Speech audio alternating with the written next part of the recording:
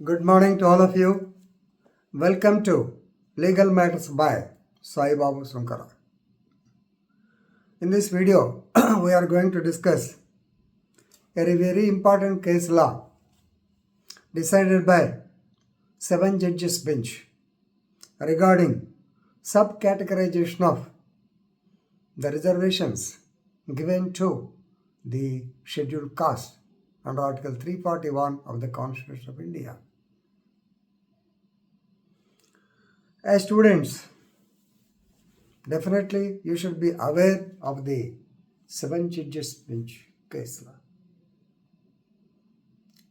Definitely SC ST వర్గీకరణ case అని మీ అందరూ అనుకుంటారు.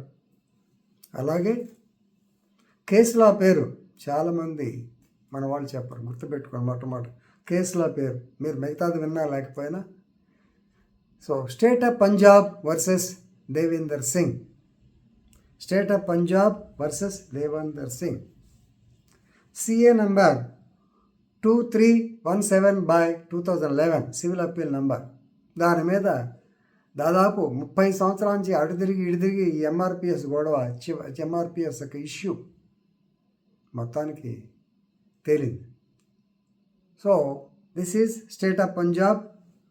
Actually state of Punjab represented by director of public instructions and Gurbachan Singh. Respondent Devender Singh. He is the Chamar Mahan Sabha. He may be the president of Chamar Mahan Sabha, assisted by Lachman Singh and others.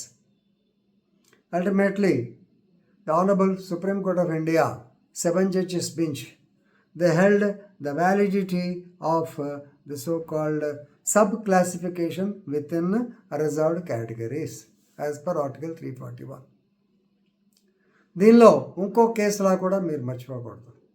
The genesis is E V Chinnaiah versus state of AP 2004. దానిలో no sub category. ఎందుకంటే article 341లో the president has got powers to declare certain caste as scheduled caste or scheduled tribes. It is a homogeneous group. దాన్ని మళ్ళా అదొక group అయ్యా, దాన్ని మళ్ళీ sub గ్రూపులు ఎందుకు చేస్తారు, చేయకూడదని ఈవి చిన్నయ్య కేసులో జరిగింది.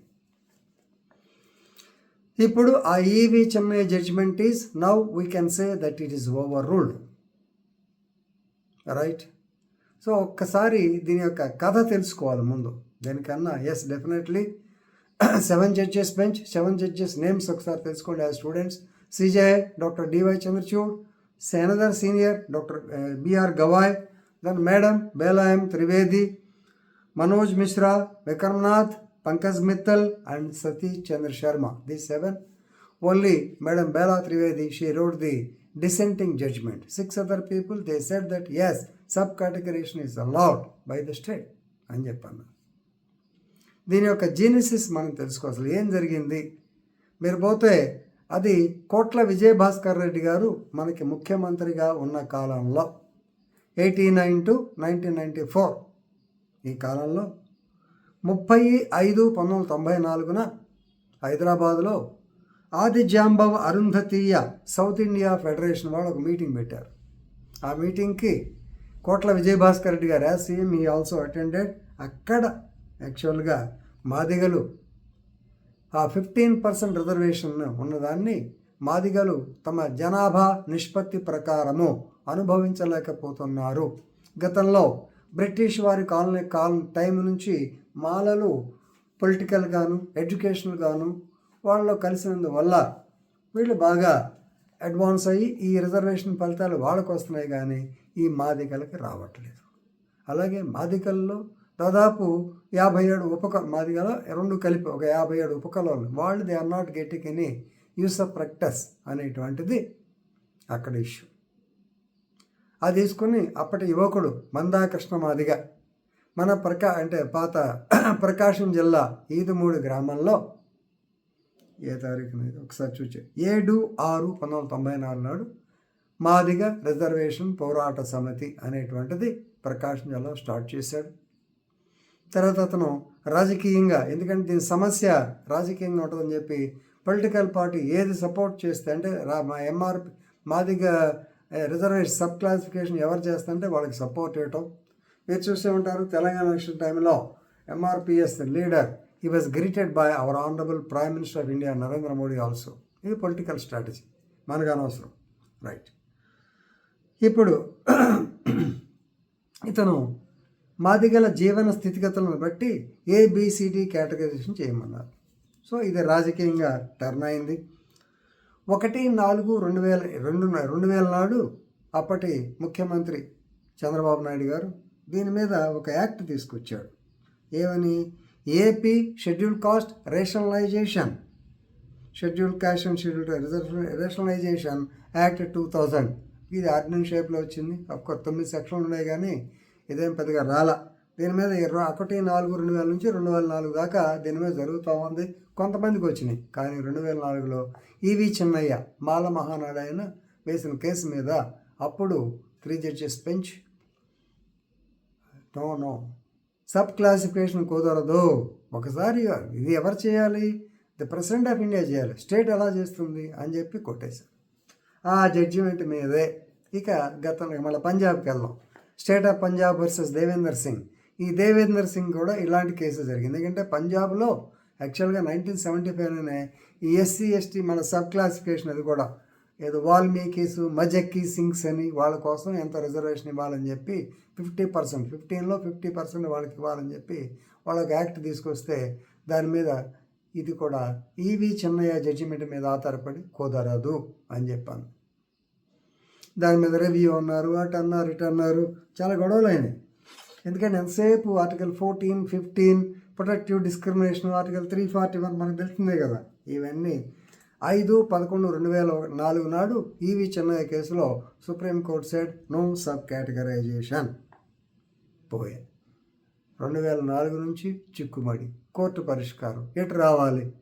అప్పుడు నేను చెప్పిన దాకా రాజకీయమే ఉదాహరణ దానికోసం చెప్పాను. ఈ 20 ఏళ్ళు ఇలా నలుగుతూ ఉంది.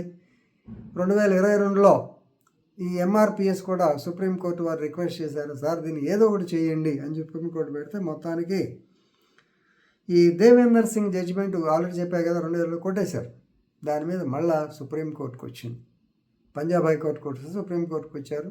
2022లో ఇది దీనిలో చాలా అంశాలు ఉన్నాయి రిజర్వేషన్ అని 7 జడ్జెస్ బెంచ్కి. అది ఫిబ్రవరి 2024 నాడు జడ్జిమెంట్ రిజర్వ్ చేశారు. నిన్న జడ్జిమెంట్ చెప్పారు. జడ్జిమెంట్ చెప్పినప్పుడు దాని ముఖ్య అంశం ఏంటంటే yes sub categorization can be done because state has got the authority అని చెప్పారు.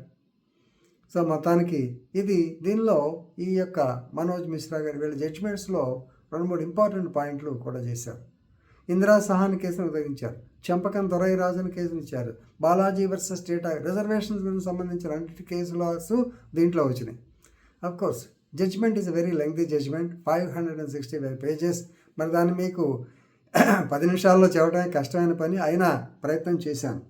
సో గుర్తుపెట్టుకోండి, మెయిన్ ఏంటంటే ఇక్కడ ఇంకో పాయింట్ కూడా ఉంది, no 100% of the sub class, అది గుర్తుపెట్టుకోమన్నారు.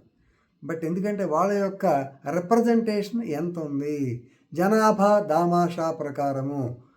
సపోజ్ దీంట్లో రెల్లి కులస్తున్నారు, రెల్లి షెడ్యూల్ క్యాస్ట్ అనుకుంటా, నాకు ఈ కులాలు తెలియదు కానీ, సో అట్లా ఏదన్నా ఉంటే ఆ క్లాస్ రిప్రజెంటేషన్ బట్టి మాత్రం ఇవ్వాలి, కానీ 100% వాళ్ళకి ఇవ్వడం లేదు. ఎందుకంటే వాళ్ళకి సరైనటువంటి రిప్రజెంటేషన్ ఉందా లేదనేది ఎంపెరికల్ డేటా కావాలి, డేటా లేకుండా చేయడానికి లేదు అనేటువంటిది ఒకటి.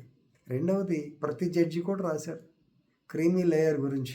ఏది మనకు ఓబీసీ ఇందిరా సహాని కేసు ఉంది కదా, ఈ ఓబీసీ దాని మీద ఉన్నప్పుడు ఎవరికైతే రిజర్వేషన్ ఫలితాలు అనుభవించారో ఆ ఫ్యామిలీ మళ్ళా వాళ్ళే చేయకూడదు. This is the concept of creamy layer. ఇది మళ్ళీ ఇది సుప్రీంకోర్టు దాంట్లోనే ఎస్సీలకు వర్తించదని కూడా ఒక జడ్జిమెంట్లో చెప్పడం జరిగింది. ఏదైనా జడ్జి గారు ఆ పాయింట్ మీద కూడా టచ్ చేశారు. ఇది రాజకీయంగా ఎంత ఉంటుంది, మళ్ళీ దీని మీద గందరగోళం అవుతుంది అనేది ఎవరని చెప్పలేము. Definitely people who are not satisfied they may go for review or some other things. But anyway as it ఈస్గా ఇది దీంట్లో మీరు గుర్తుంచుకోవాల్సింది Devender Singh versus state of Punjab, E V Chinnaiah versus state of AP, వీలైతే ఇందిరా సహాని కేసు, వీలైతే Champakam Dorairajan case, Balaji versus state of Karnataka. ఈ కేసులాస్ మీరు ఉదాహరించుకొని గుర్తుంచుకొని వీటిని ఈ రిజల్ట్స్ నాటి వచ్చినప్పుడు చెప్తారని ఆశిస్తూ ఈ వీడియోని ఇంతటితో ముగిస్తున్నాను. ధన్యవాదములు.